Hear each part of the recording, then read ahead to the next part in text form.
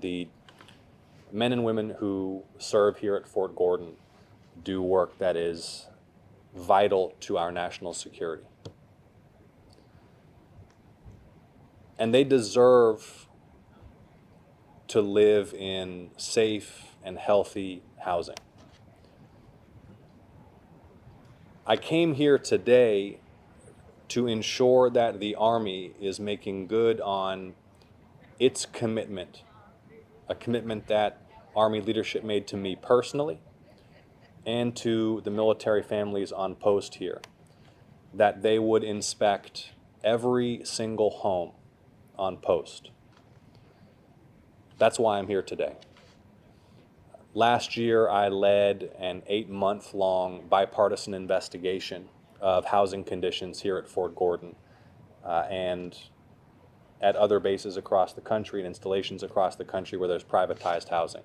And what we found was consistent with the complaints that military families here have been raising for years. Widespread mistreatment of families living in privatized housing on post. And this matters because, first of all, we owe it to those who make tremendous sacrifices to serve that they have safe, healthy accommodation. I've got a 15-month-old baby daughter at home.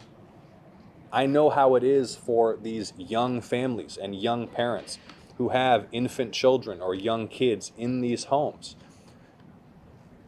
They cannot and should not have to fear that their child may be sickened by the housing they're living in on a U.S. Army installation. This also matters because this gets directly at the Army's ability to execute its mission in our national defense. Healthy soldiers who can focus on their mission instead of being distracted by distress about the conditions their family is living in are better able to defend our country. And we are better able to retain the exceptionally talented people in the Army when they and their families are treated right and they're living in safe, healthy housing. That's why this matters.